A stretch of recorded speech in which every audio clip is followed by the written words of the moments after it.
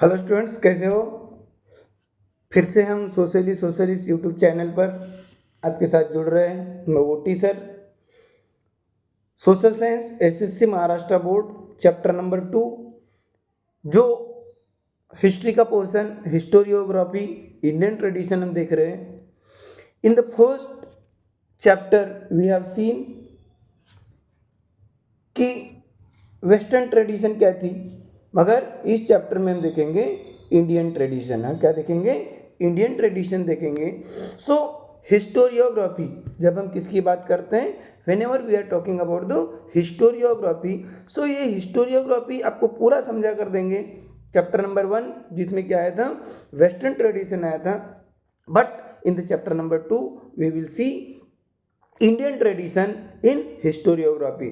अब OT sir की एक पहचान है कि चैप्टर का मीनिंग भी समझा कर देते हैं, तो हम देखेंगे हिस्टोरियोग्राफी।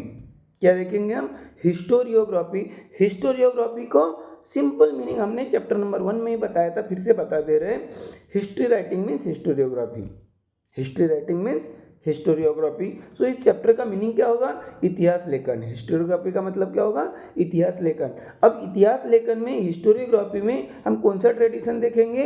इंडियन ट्रेडिशन देखेंगे, भारतीय परंपरा देखेंगे। क्योंकि हमने चैप्टर नंबर 1 में क्या देखा था? वेस्टर्न ट्रेडिशन देखा था।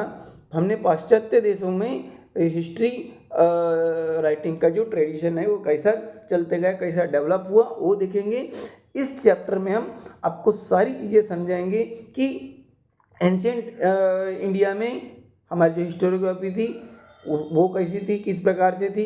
देन मेडिवल इंडिया में क्या हुआ, देन मॉडर्न इंडियाज में क्या हुआ, और उसके साथ में अलग अलग जो सोच के साथ में, अलग अलग सोच के साथ में जो अलग अलग क्या है, हिस्टोरियंस आए और थिंकर्स आए, उन्होंने हिस्ट्री राइटिंग में और हिस्टोरियोग्राफी में किस प्रकार से क्या किया, अपना योगदान दिया है। इस सारी चीज़ें हम देखेंगे। सो बहुत सारी जो आइडियोलॉजिकल जो हम फ्रेमवर्क देखेंगे, आइडियोलॉजिकल क्या देखेंगे? फ्रेमवर्क देखेंगे। इट विल बी और लास्ट पार्ट, और यही चैप्टर में, चैप्टर के पूरे क्वेश्चन आंसर भी हम आपके साथ में क्या करेंगे? डिस्कस करेंगे, ताकि इस चैप्टर से आने वाला छोटा से छोटा क्वेश्चन भी आपका बोर्ड एग्जाम के लिए क्या हो जाए? प्रिपेयर हो जाए। सो विदाउट वेस्टिंग टाइम, चलो करें अंताक्षरी, है ना? चलो शुरू करें अंताक्षरी, ऐसे बोलते, सॉरी शक्तिमान। सो हम अपने चैप्टर की तरफ जाते हैं। तो देखिए, चैप्टर में दो चीज़ें हमें पढ़ना है। पहली चीज़ हमें क्या करना है? Tradition of Indian historiography. Indian historiography का ट्रेडिशन क्या है, और देन उसके बाद में देखेंगे हम Indian historiography various ideological framework कैसे हुई है, या अलग अलग तात्विक प्रणाली किस प्रकार से काम कर रही है, ये सारी चीज़ें देखेंगे हम। So tradition of Indian historiography. So Indian historiography का अगर ट्रेडिशन देखेंगे, so we learn about the western tradition of historiography in the last lesson. Last lesson means chapter number 1 में क्या दिया है? It is given about the western tradition of the historiography. In this lesson, अब इस chapter में हम क्या पढ़ने वाले हैं? We will know about the tradition of Indian historiography. Already we discuss about it just now.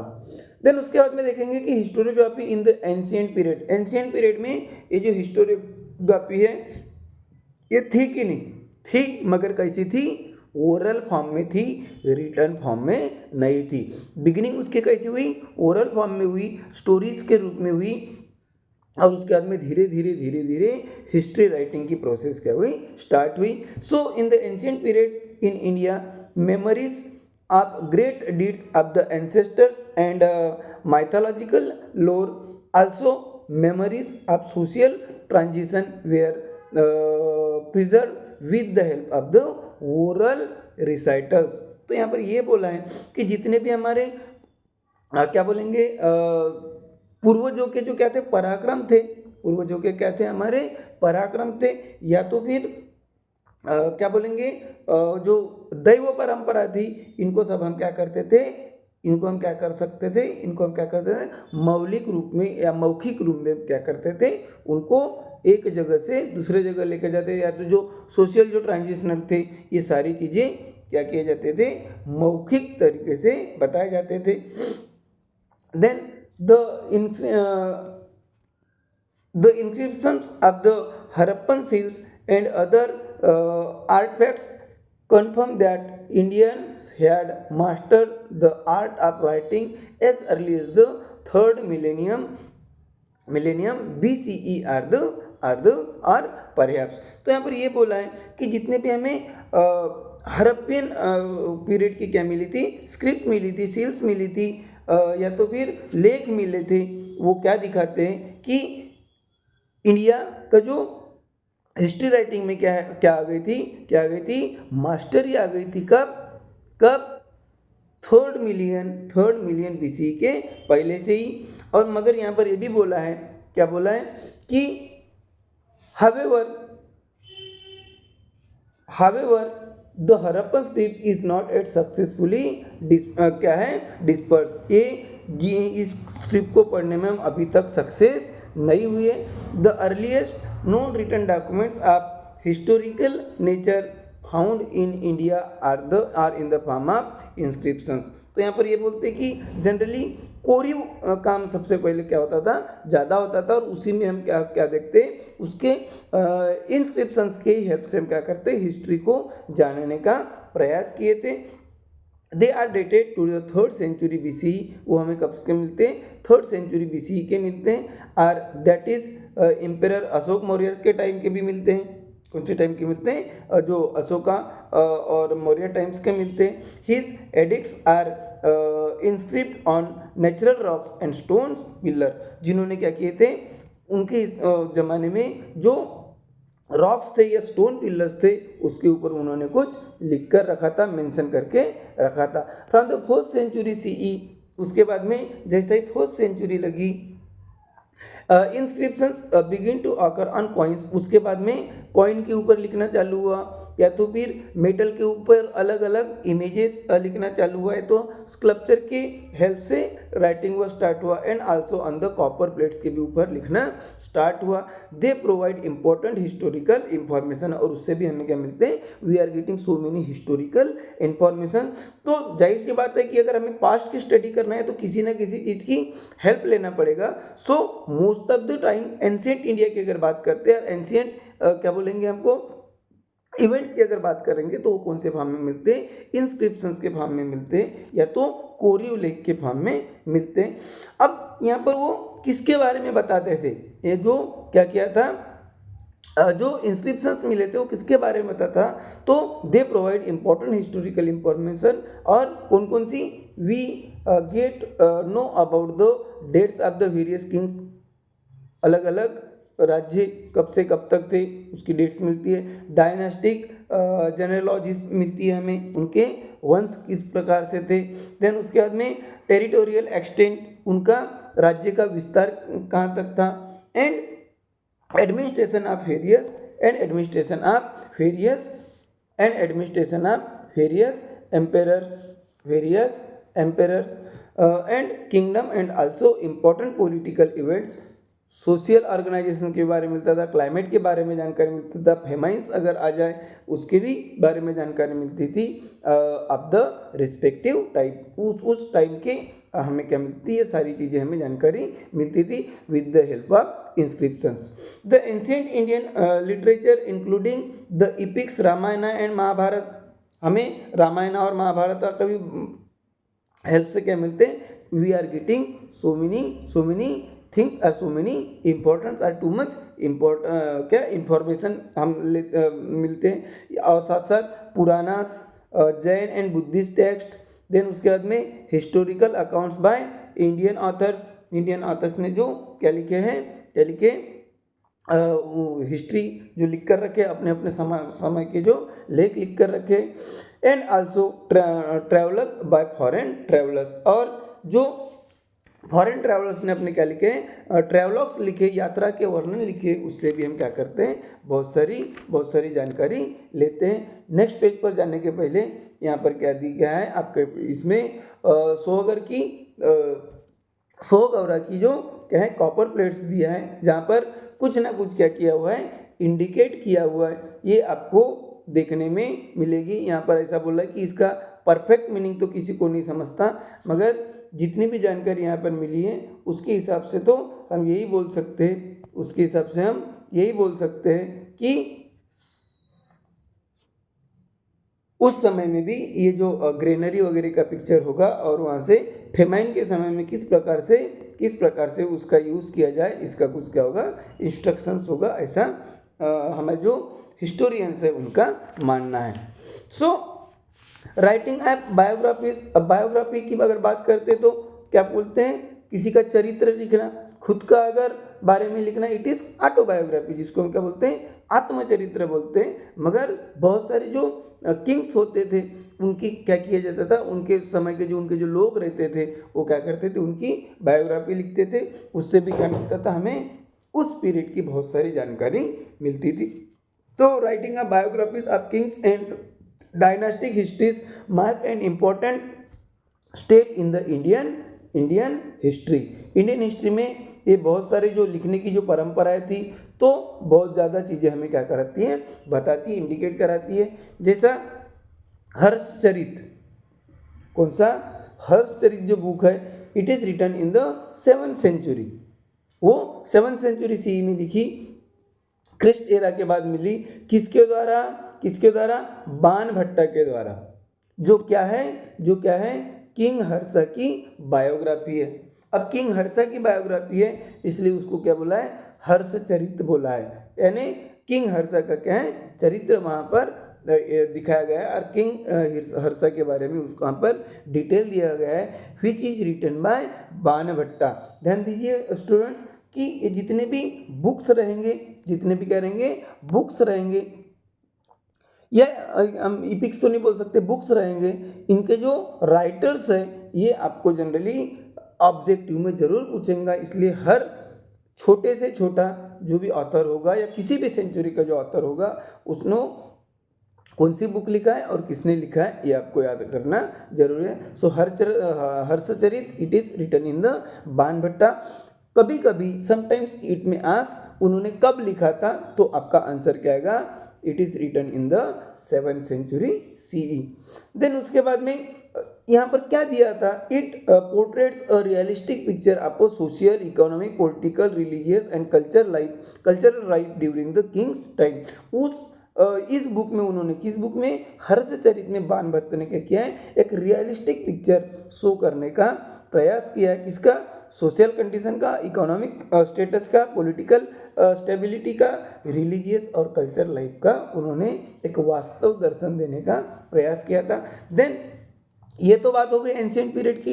History generally ancient period, medieval period, modern period. हम पहले इसमें क्या देखेंगे, 3 चरण में देखेंगे, 3 स्टेजेस में देखेंगे। सो एंशिएंट हो गया, अभी हम कहाँ पर मूव कर रहे हैं, we are moving to the medieval period. Medieval के बाद में हम क्या देखेंगे, मॉडर्न पीरियड देखेंगे। ठीक है, बिल्कुल ही कंफ्यूज नहीं होना है, वो टीचर है जब तक है तब तक कोई चिंता की बात नहीं है। सो पहला हमें किताब मिला है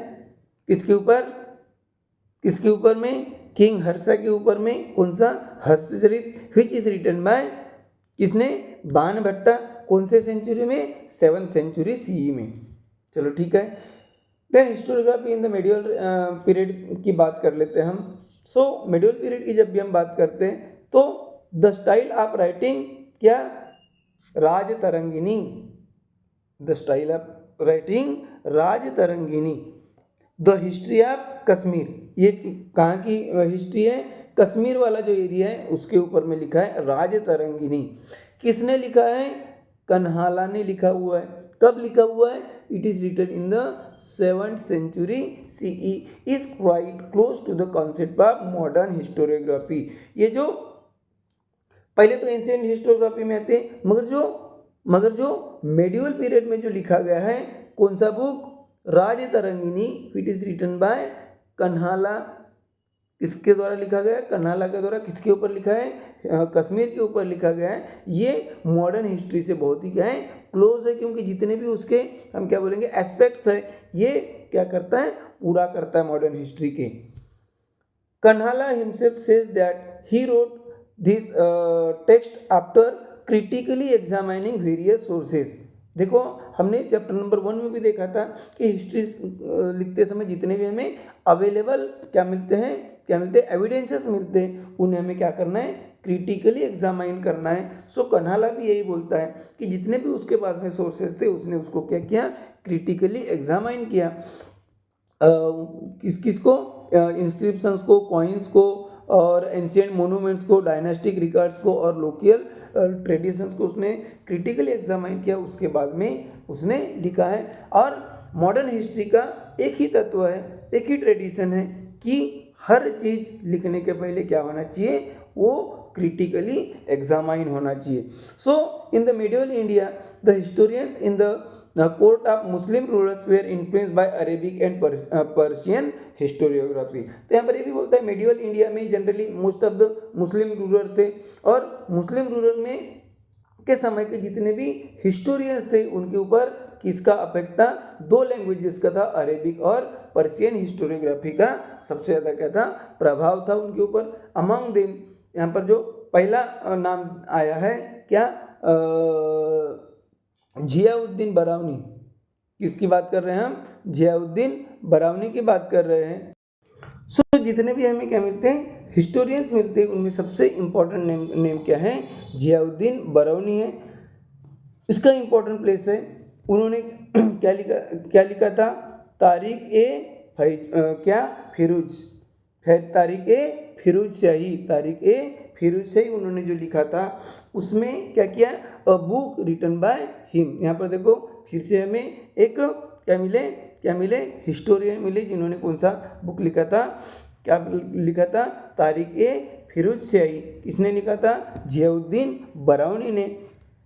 क्या लिखा था उसमें, he has stated the purpose of historiography. इस बुक में उन्होंने हिस्टोरियोग्राफी का क्या दिया है, पर्पस दिया है। According to him the historian's duty is not limited only to the recording of the rulers valour and policies of welfare. यानी सिर्फ जो रूलर है उसका वैलर, उसका जो पराक्रम है, उसकी जो शूरवीरता है, या उसकी जो पॉलिसीज है, कौन सी वेलफेयर पॉलिसीज है, उसको बताना ही सिर्फ हिस्टोरियन का काम नहीं है। तो कौन सा काम है, he should also write about the rulers failing. Rulers कहाँ पर कम पड़ गया, कौन कौन सी उसकी इनकरेक्ट पॉलिसीज थी, इन सब के भी बारे में लिखना किसका काम है, इसका काम है, हिस्टोरियन का काम है। और जाहिर सी बात है ये जो सोच है ये मॉडर्न तरीके की सोच है, जो किसने दिया है, हिस्टोरियोग्राफी में किसने लाया था, बराउनी ने लाया था।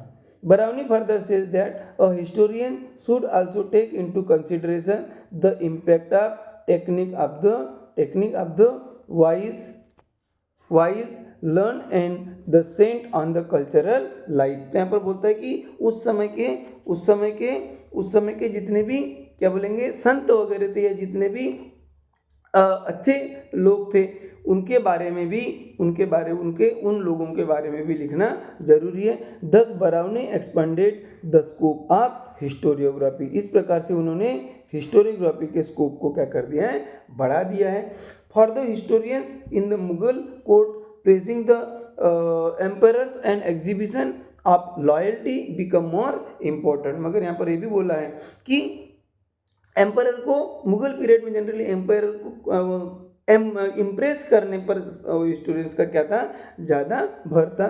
The custom of adding suitable poetic quotes and beautiful pictures was also introduce. मगर इसी पीरियड में जो हिस्ट्री लिखते हैं वहाँ पर क्या ऐड करना, पोएटिक कोट्स ऐड करना, कुछ स्टांजास वहाँ पर ऐड करना, और कुछ ब्यूटीफुल पिक्चर्स भी आल्सो इंट्रोड्यूस करना, ये भी मुगल पीरियड में क्या हो गया, स्टार्ट हो गया। एंड हिस्ट्री राइटिंग का धीरे धीरे क्या होने लगा, डेवलपमेंट होने लगा। यहाँ पर देखते कि बाबर जो कौन है, बाबर कौन है, फाउंडर है। किसका फाउंडर है, मुगल एम्पायर का फाउंडर है। Wrote on autobiography. बाबर ने क्या किया, अपनी ऑटोबायोग्राफी लिखा, जिसका नाम क्या था, तुजुक ए बाबरी। सो तुजुक ए बाबरी जो बाबर ने अपनी ऑटोबायोग्राफी लिखा। ऑटोबायोग्राफी मीन्स आत्मचरित्र लिखा, खुद के बारे में जानकारी लिखा। It contains the description of the battle fought by him. उसने वहाँ पर क्या दिया था कि उस समय उसने कौन कौन सी लड़ाइयाँ लड़ी थी उसके बारे में जानकारी दिया। साथ ही में Babar also recorded his minute observation on various regions and cited travels by him. वो जब वो बैटल्स के लिए जब बाहर निकलता था तो अलग अलग रीजन्स से जाता था, उस अलग अलग रीजन्स का माइन्यूट ऑब्जर्वेशन भी बाबर ने अपने तुजुक ए बाबरी इस किताब में दिया हुआ है। साथ ही साथ में लोकल इकोनॉमी, कस्टम और फ्लोरा के भी बारे में उसने जानकारी दिया है। अबुल फजल, इसका नाम आता है अबुल फजल। अबुल फजल ने क्या किया है? अबुल फजल जिसने क्या लिखा है? अकबरनामा लिखा है। Is very important for the view point of the critical historiography. अलग तरीके से लिखने में या क्रिटिकल हिस्टोरियोग्राफी लिखने में अबुल फजल का भी नाम एक अलग इससे लिया जाता है। और Abul Fazl is also having too much important to convert the thinking of the historian. जो अपने उन्होंने अकबरनामा में लिखा था, उन्होंने एक अलग सोच के साथ में लिखा था, क्रिटिकल थिंकिंग को व्यू पॉइंट करके लिखा था। His method of collecting authentic historical documents and their scrutiny is looked upon a divide of basis of hence realistic. वो कहते हैं रियलिस्टिक थे। बखर, उसके उसी समय में क्या आ गया? बखर भी आ गया। क्या आ गया? बखर। अब ये बखर की जब भी हम बात करते हैं तो बखर जनरली मराठा जो राइटर्स थे उन्होंने बखर लिखे। ये भी एक क्या है? हिस्ट्री राइटिंग का एक पार्ट ही है। सो जब भी हम किसकी बात करते हैं? बखर की बात करते हैं। Is an important type of historical documents of medieval time. कौन से पीरियड का? मेडिवल टाइम का या मध्य युग का। इट कंटेंट्स क्या? एलॉगिस ऑफ द हीरोज। वो क्या करता था? अपने जो हीरोज थे उनके एलॉगिस करता था, यानी उनके गुणगान यहाँ पर लिखा जाता था या उनके बारे में बड़ाई बताया जाता था। And stories of historic image, और हिस्टोरिक इमेज की यहाँ पर स्टोरीज रहती थी। बैटल्स के बारे में लिखा होता। Lives of the great man, जो बड़े बड़े जो लीडर्स थे या उनके जो किंग्स थे उनके लाइफ के बारे में बताया जाता था। So bakhar is also playing important role in the historiography. Then उसके बाद में अभी हमने बोला कि जनरली बखर मराठी में सबसे ज़्यादा लिखा जाता है। तो मराठी बकर्स आर सब वेरियस टाइप, मगर इनके प्रकार क्या हैं? बहुत अलग अलग है। जैसा यहाँ पर सभासद बखर किन्होंने लिखा है? कृष्णाजी अनंत सभासद ने लिखे। कब लिखे? During the regime of the Chhatrapati Rajaram Maharaj के रेजिम में उन्होंने लिखा है। मगर ये जो क्या बोलेंगे सभासद बखर है, ये किसके पीरियड में लिखा गई है? छत्रपति राजाराम महाराज के बारे पीरियड में लिखी गई। मगर किसके बारे में लिखी गई है? Is an important bakhar for getting information about the rules of the Chhatrapati Shivaji Maharaj के बारे में उन्होंने लिखा है Sabhasad bakhar, which is written by Krishnaji Anant Sabhasad. As I told you at the beginning of the chapter. यहाँ पर बहुत सारे राइटर्स मिलेंगे, उनकी बुक्स मिलेंगी, आपको याद करना है, नोट करना है, क्योंकि in the board exam definitely for 1 or 2 marks it will ask. तो आपको थोड़ा सा उसके बारे में सजग रहना है। हम आपको समय समय पर बताते रहेंगे और at the end of the chapter आपको क्वेश्चन आंसर के हाथ में बहुत सारी चीज़ें क्या हो जाएगी? क्लियर हो जाएगी। तो भाऊसाहेबांची बखर, अब यही बखर की अगर बात चल रही है तो और एक बखर यहाँ पर आ जाती है। कौन सी? भाऊसाहेबांची बखर। सो भाऊसाहेबांची बखर जो क्या करती है? पानीपत के बैटल को डिस्क्राइब करती है। उसके बाद में और एक दूसरी बखर लिखी गई है। कौन सी? पानीपतची बखर, जो क्या करती है? वही पानीपत के बैटल के बारे में देती है। यानी पानीपत बैटल के ऊपर दो क्या है?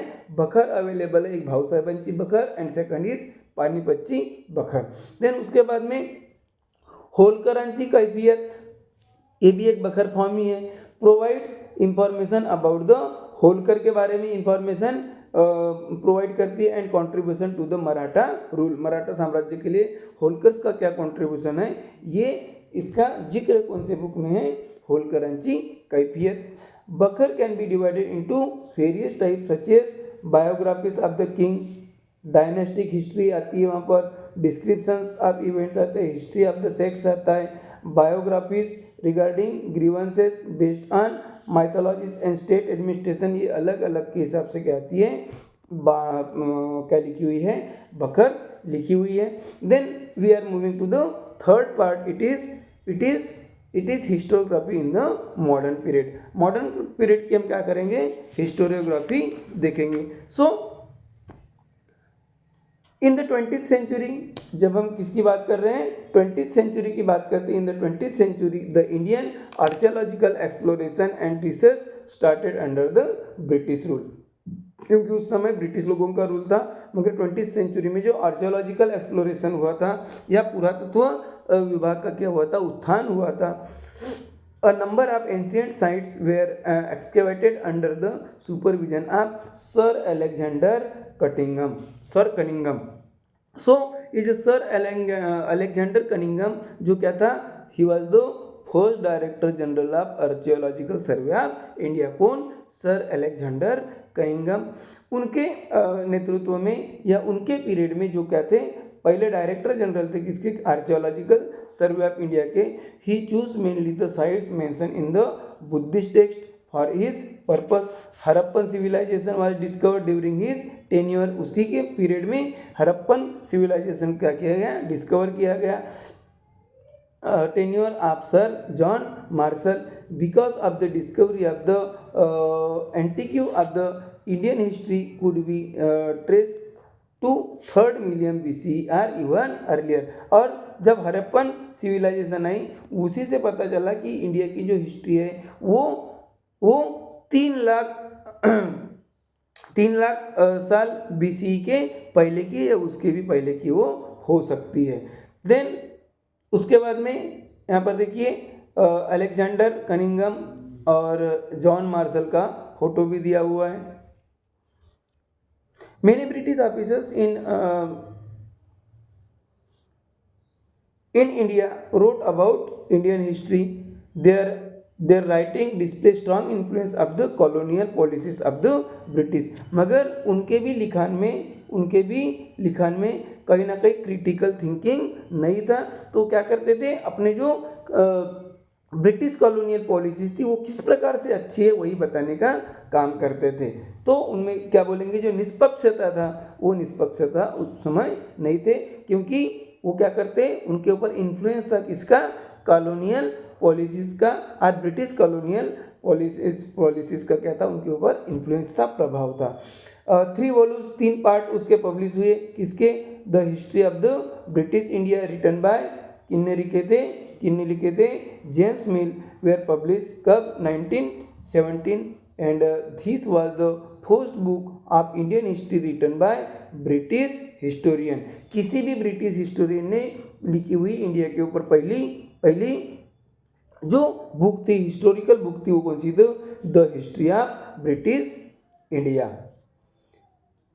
It clearly reflects an absence of objective perspective and prejudice about various aspects of the Indian culture। यहाँ पर ये बोला है कि वहाँ पर मगर इंडियन कल्चर के बारे में या ऑब्जेक्टिव पर्सपेक्टिव के बारे में उतना क्लियरली नहीं दिखा है। The history of the India written by Mountstuart Elphinstone, ये भी एक फिर से बुक मिली हमें, कौन सी, द हिस्ट्री ऑफ इंडिया, जी किसने लिखे थे, माउंटस्टॉट एल्फिंस्टन ने लिखे थे, जो कौन थे, गवर्नर ऑफ बॉम्बे, जो अभी मुंबई हो गया, जो कब पब्लिश हुई थी, 1841 में पब्लिश हुई। ही was a governor of Mumbai, कब से कब तक, सो 1819 से लेकर 1827 तक। So the period of Maratha empire is very important in the Indian history. Indian history में जो मराठा एम्पायर का जो पीरियड था वो बहुत ही ज़्यादा इम्पोर्टेंट था, क्योंकि उसी समय बहुत सारे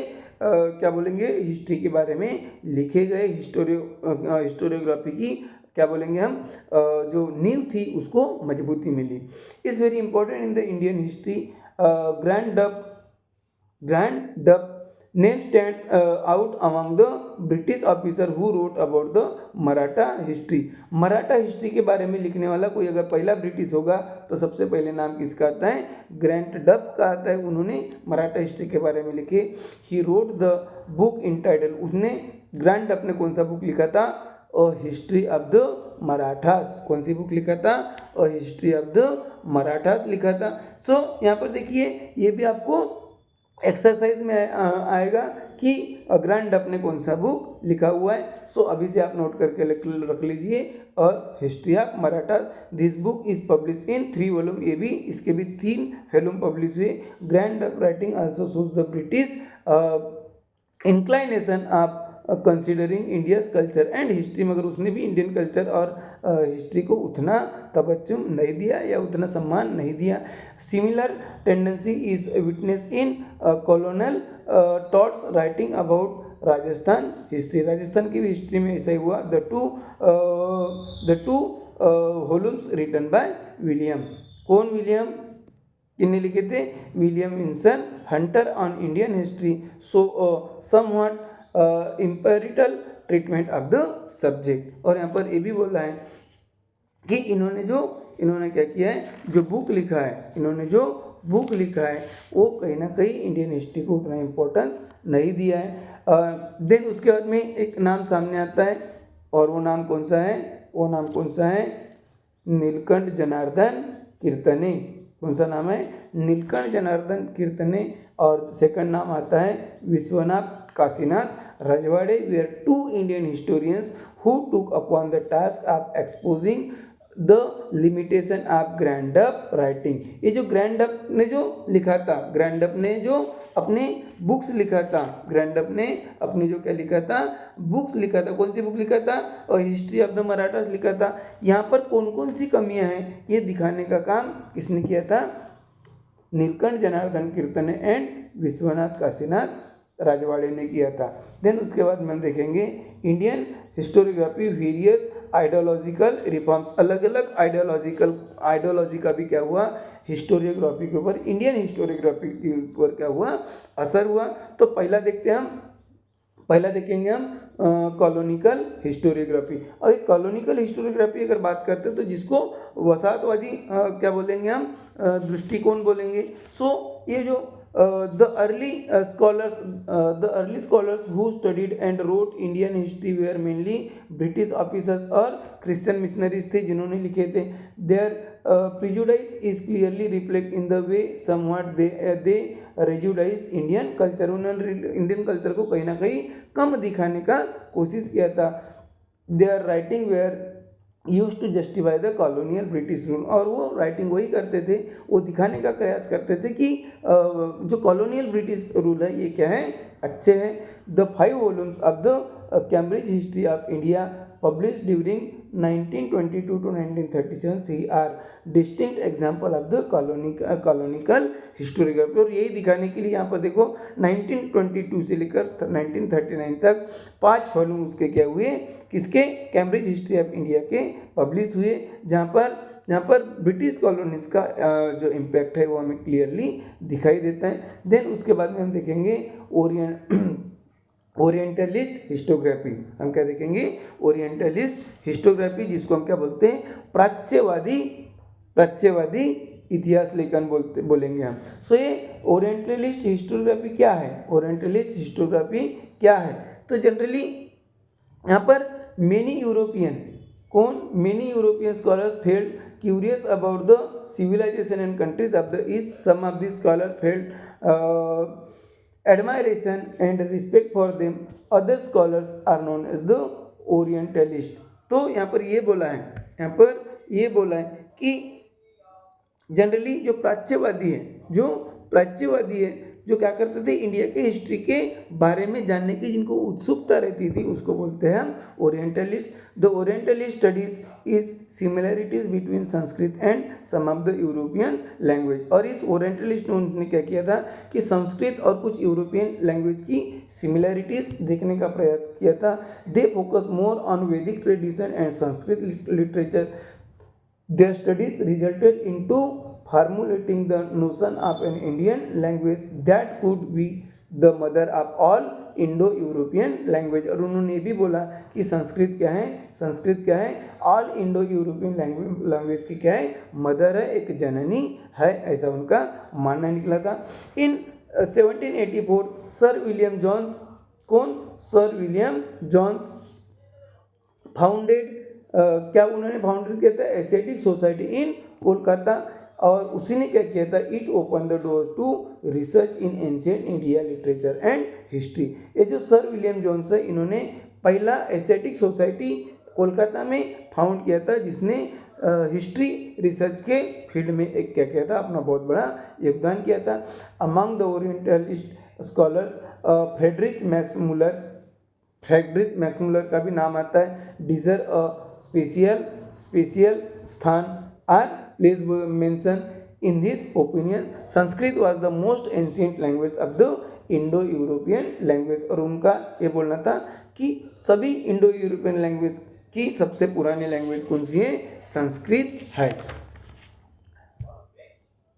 He was deeply interested in Sanskrit literature. He first translated Sanskrit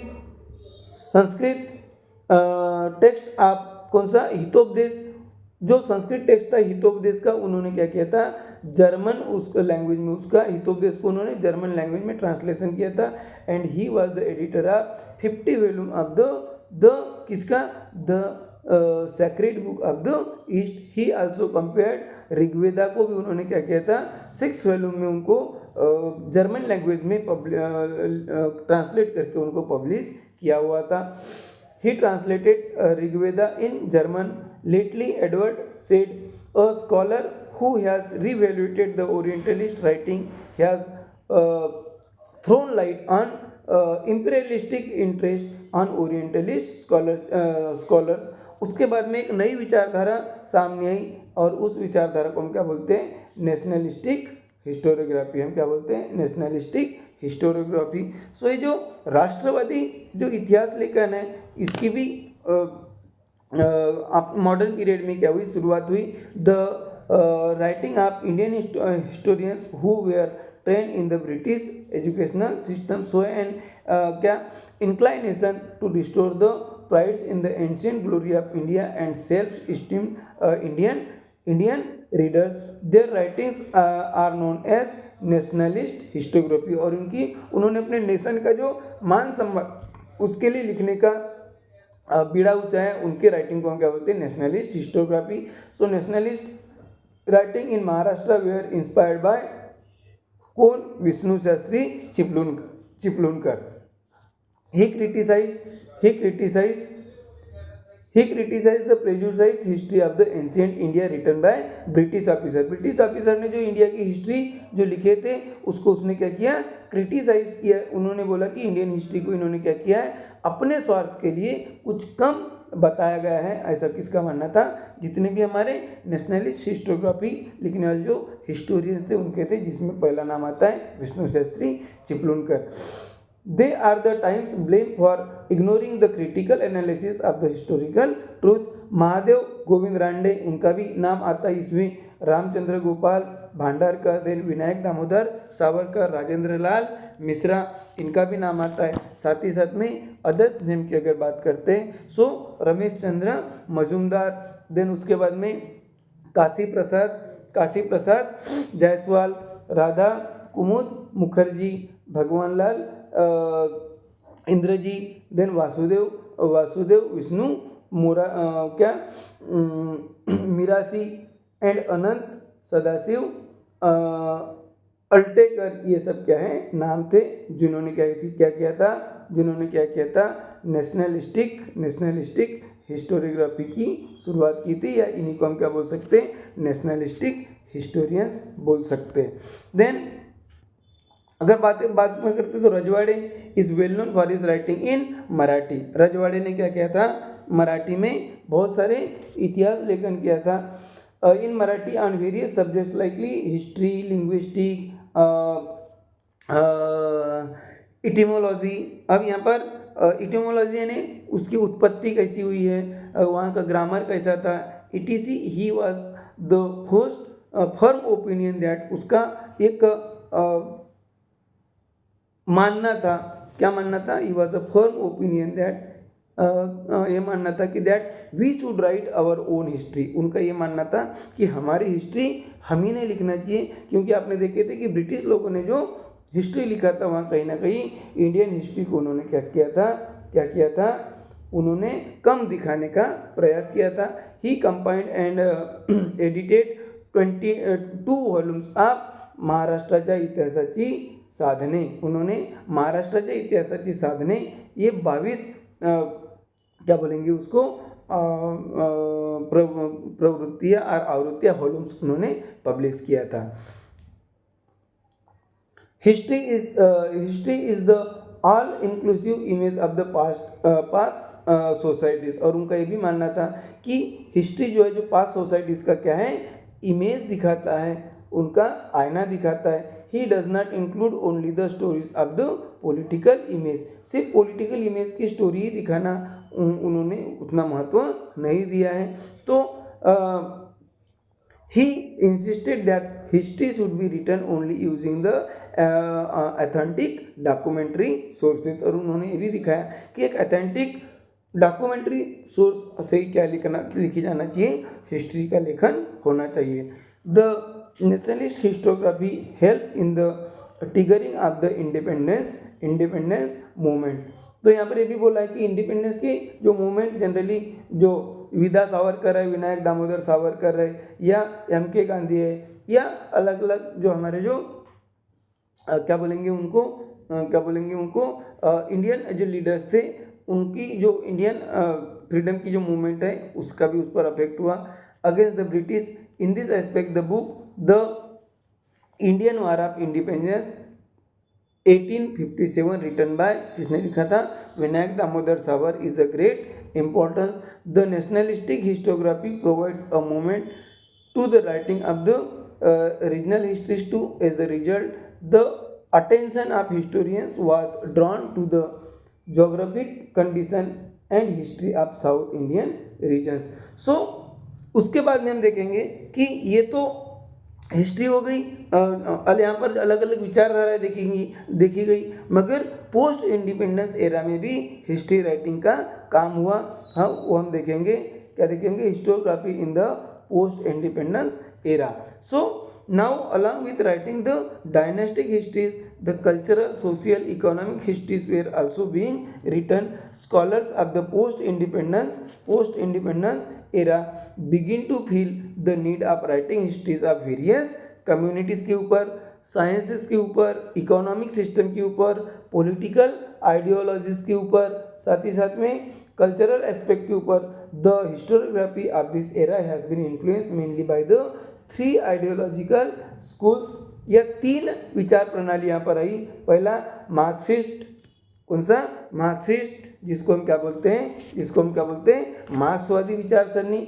second सब अल्टर हिस्ट्री, जिसको हम वंचितों को हिस्ट्री बोलते हैं. और तीसरा फेमिनिस्ट हिस्ट्री. ये 3 क्या बोलेंगे आइडियोलॉजी से ये क्या बोलेंगे आफ्टर इंडिपेंडेंस और पोस्ट इंडिपेंडेंस एरा में सामने आई. सो फर्स्ट हम देखेंगे मार्क्सिस्ट हिस्ट्री और मार्क्सवादी इतिहास. तो यहाँ पर ये बोला है कि मार्क्सवादी इतिहास में जनरली सबसे जो मेन जो काम किया है, the concern for the means of production, modes of production and the industrial relations were at the centre of the writing of Marxist historians. यहाँ पर सबसे सामने नाम किसका आता है, दामोदर कोसंबी का आता है. किसका नाम आता है, दामोदर कोसंबी का आता है, जिनका साथ ही साथ में उनको कैम्ब्रिज बोलते थे. उनको क्या बोलते थे, कॉमरेड बोलते थे. सो कॉमरेड क्या बोलेंगे, दामोदर कोसंबी के साथ साथ कॉमरेड क्या बोले, श्रीपद अरुण डांगे, राम शरण शर्मा, उसके बाद में Sharad Patil have contributed notably. Then Cambridge Dange was one of the founder member of the Indian communist party. जो इंडियन कम्युनिस्ट पार्टी का जो फाउंडर मेंबर थे वो कौन थे, कॉमरेड डांगे थे. यह तो कभी कभी उनको S.A. डांगे भी बोला जाता है, S.A. डांगे. सो उन्होंने प्रिमिटिव कम्युनिटी टू स्लेवरी, उन्होंने क्या लिखे थे, primitive community to slavery. The book written by him present Marxist philosophy को क्या करता है, इंडिकेट करता है. देन उसके बाद में सबाल्टर्न हिस्ट्री की अगर बात करते हैं, the seeds of the subaltern history are found in the Marxist historiography, Marxist या मार्क्सवादी हिस्टोरियोग्राफी में ही वो सबाल्टर्न हिस्ट्री के बीज हमें देखने को मिलती है, शुरुआत हमें देखने को मिलती है। Antonio Gramsci is a very important in developing the ideas, इस ये आइडिया को डेवलपमेंट करने में किसका, एंटोनियो ग्रामची का नाम सबसे आगे है। In fact subaltern mean the bottom most rank. अब ये सबाल्टर्न हिस्ट्री क्या है, तो यहाँ पर ये दिखाया जाता है कि सोसाइटी का सबसे जो निचला जो पार्ट है या गरीब से गरीब आदमी है, सबसे जो क्या बोलते हैं, जिसको हमने अभी तक ध्यान नहीं दिया, उस आदमी पर जब तक हम क्या नहीं करते, फोकस नहीं करते, तब तक उसको इतिहास नहीं बोला जा सकता, या तब तक उस सोसाइटी का डेवलपमेंट नहीं हो सकता। इस विचारधारा को हम क्या बोलते हैं, सबाल्टर्न हिस्ट्री बोलते हैं। तो फोल्कलोर्स यानी जो हम क्या बोलेंगे, लोक परंपराएं हैं, has been considered as a very important source of writing subaltern histories. यहाँ पर रंजीत गुहा an Indian historian played a major role to establishing subaltern history as an important academic school of the historiography। तो रंजीत गुहा ने ये जो subaltern historiography को develop कराने में सबसे मेन क्या किया, रोल प्ले किया। However we may point out that much before the onset of subaltern ideology similar thoughts were express by, Mahatma Jyotirao Phule ने भी इसी प्रकार के थॉट्स दिए थे, या बाबा साहेब आम्बेडकर ने भी इसी प्रकार के थॉट्स दिए थे। जो महात्मा ज्योतिबा फुले और डॉक्टर बी आर अम्बेडकर के अगर थॉट्स के बारे में आएंगे तो कौन से हिस्ट्री में आएंगे, सबाल्टर्न हिस्ट्री में जाएंगे और वंचित लोगों के हिस्ट्री में जाएंगे। Mahatma Phule unfolded the history of, उन्होंने लिखा था क्या लिखा था, उन्हें सुधराती सुधरा, उन्होंने क्या लिखा था, सुधराती सुधरा लिखा था। कम्युनिटीज इन हिज बुक, कौन सी, Gulamgiri, he drew attention to the explanation of the women's सुधराज, उन्होंने वुमेन सुधराज के बारे में उस पर लिखा था गुलामगिरी में। एंड अति सुधराज के बारे में भी लिखा था, done under the name of religion. The term Shudra and अति शुद्रा, उन्होंने जो दो टर्म इंडिकेट किए थे या बताए थे, एक शुद्रा और दो अति Shudra, indicates the bottom most rank in the caste system. वो क्या दिखाते हैं, किसी भी समाज का जो सबसे जो निचला व्यक्ति है उसको उसने क्या बोला था, शुद्रा और अति शुद्रा बोला था। The role of people belonging to the Dalit caste is very significant in the shaping of various cultural and political aspect of India. और उनका ये मानना था कि जब भी हम इंडिया की पॉलिटिकल एस्पेक्ट की बात करते, अलग अलग कल्चर की बात करते हैं, सो उसको शेप देने में सबसे मेन रोल कौन प्ले करते हैं, दलित कास्ट करती है, ऐसा उनका मानना था। Doctor Baba Saheb Ambedkar focusing on the facts consistently wrote about, उन्होंने दो बुक लिखा था। पहला उनका बुक था हु वेयर द शूद्रास और दूसरा था द अनटचेबल्स, है ना। और ये क्या था, may be cited as example of history of the subaltern history. Then उसके बाद में फेमिनिस्ट हिस्ट्री, जहाँ पर वुमेन्स को स्थान को क्या मिला, बड़ा हुआ। और significant period of time mainly male scholars were involved in the writing of Indian history, क्योंकि जनरली स्टार्टिंग में हिस्ट्री राइटिंग का काम कौन करते थे, मेल हिस्टोरियंस करते थे, तो वो अपने हिसाब से सोचते थे। As a result the role and achievement of the women in history remains neglected, जिसके कारण वुमेन का जो सोसाइटी में जो रोल है वो कहीं ना कहीं क्या किया गया, निगलेक्ट किया गया। मगर ताराबाई शिंदे और अलग नाम हम देखेंगे, उन्होंने क्या किया, हिस्ट्री का भी वुमेन्स का भी रोल बहुत अच्छा माना। Highlight this facts was major task face by feminist historians also. It was important to study and compile the histories writing of women. Then उसके बाद में among women authors writing in the women in the 19th century, see Tarabai Shinde was the foremost one, सबसे आगे किसका नाम आता है, ताराबाई शिंदे का आता है। So she wrote attacking the male dominated social system, जहाँ पर जहाँ पर आदमियों को ज़्यादा महत्व दिया जाता था और फीमेल की क्या किया जाता है, फीमेल को क्या किया जाता है या वुमेन को क्या किया जाता है, डोमिनेट किया जाता था, उस पर उसने अटैक किया। And the caste system, her book उन्होंने लिखा था, कौन सा, स्त्री पुरुष तुलना। उन्होंने एक बुक लिखा था ताराबाई शिंदे ने, स्त्री पुरुष तुलना। Publish in 1882 is acknowledge the first feminist book in India. और उसी को क्या माना जाता है, ये जो स्त्री पुरुष तुलना था किसके द्वारा लिखा गया, ताराबाई शिंदे के द्वारा लिखा गया। कब लिखा गया, 1882 में। इसी को क्या माना जाता है, पहली फेमिनिस्ट बुक, इंडिया की फर्स्ट फेमिनिस्ट बुक माना जाता है। इन 88 द बुक रिटन बाय, उसके बाद में फिर पंडिता रमाबाई ने भी बुक लिखा जिसका नाम क्या था, the high caste Hindu woman. Then उसके बाद में ये सिलसिला चलते रहा। The feminist literature of the post independence era concentrated on the issues like employment of women, then treatment meted to them at their work place, और वुमेन्स के rights to political equality, इतने सारे चीज़ों के ऊपर लिखा गया।